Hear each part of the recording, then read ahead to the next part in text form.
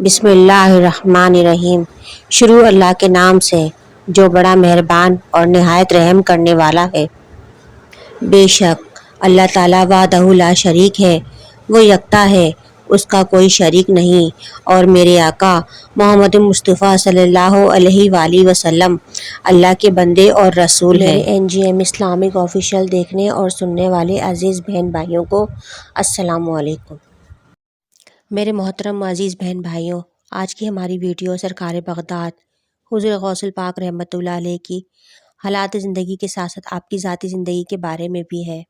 آج کی ہماری ویڈیو میں آپ کو غوث اعظم رحمۃ اللہ علیہ کی زوجہ محترمہ کے روحانی کمالات کے بارے میں بھی بتانے والے ہیں۔ حضور سیدی غوث اعظم رحمۃ اللہ علیہ کی بیویاں بھی آپ رحمۃ اللہ علیہ کے روحانی کمالات سے فیضیاب تھیں۔ یہ ویڈیو آپ کے لیے بہت ہی معلوماتی ہونے والی ہے، اس لیے ویڈیو کو اسکپ نہ کریں، شروع سے لے کر اینڈ تک ضرور دیکھیں۔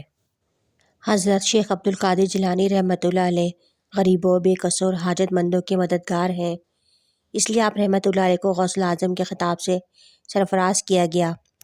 بعض عقیدت مند آپ کو پیران پیر دستگیر کے لقب سے بھی یاد کرتے ہیں۔ آپ رحمۃ اللہ علیہ والد ماجد کی نسبت سے حسنی ہے اور والدہ ماجدہ کی نسبت سے حسینی سید ہیں۔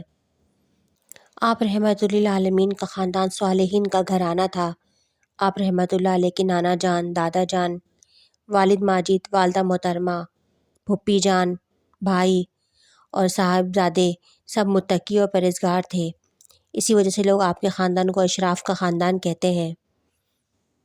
ایک دفعہ جیلان شہر میں قحط سالی ہو گئی، لوگ بہت پریشان تھے، کھیت سوکھ گئے تھے، باغ ویران ہو گئے تھے، کھانے کو کچھ نہ تھا۔ پورے شہر نے بہت دعائیں مانگی، نماز استسقاء پڑھی، لیکن بارش نہ ہوئی، تو لوگ آپ کی پھوپھی جان حضرت سیدہ ام عائشہ رحمۃ اللہ علیہ کے گھر آئے اور آپ سے درخواست کی کہ بارش کے لیے دعا کریں۔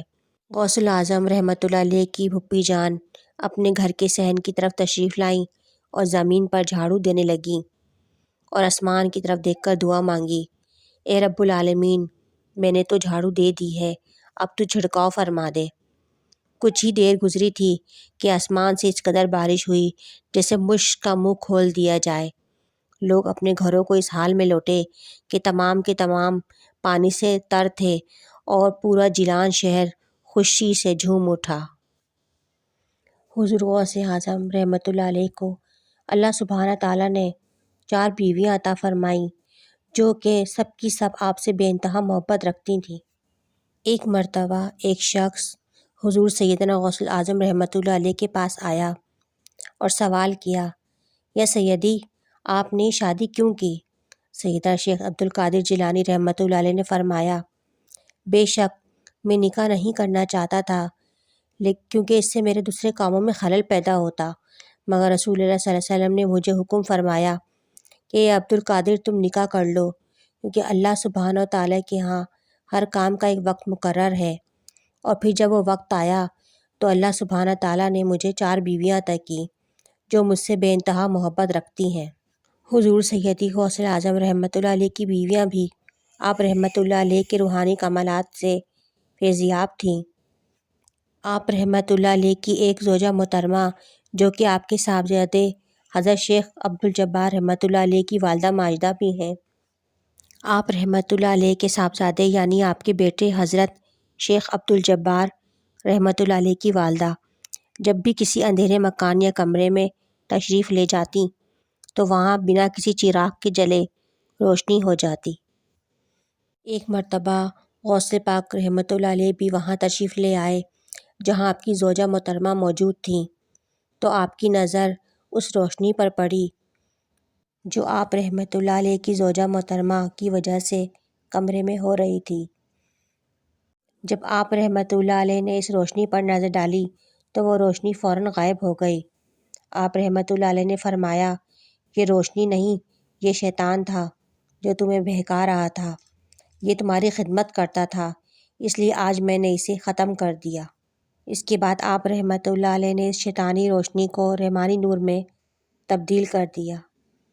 اس واقعے کے بعد بھی آپ رحمۃ اللہ علیہ کی زوجہ محترمہ جب بھی کسی اندھیرے تاریک مکان یا جگہ پہ جاتی، وہاں ایسا نور ہوتا، ایسی روشنی ہوتی کہ پورا کمرہ چاند کی روشنی کی طرح روشن ہو جاتا۔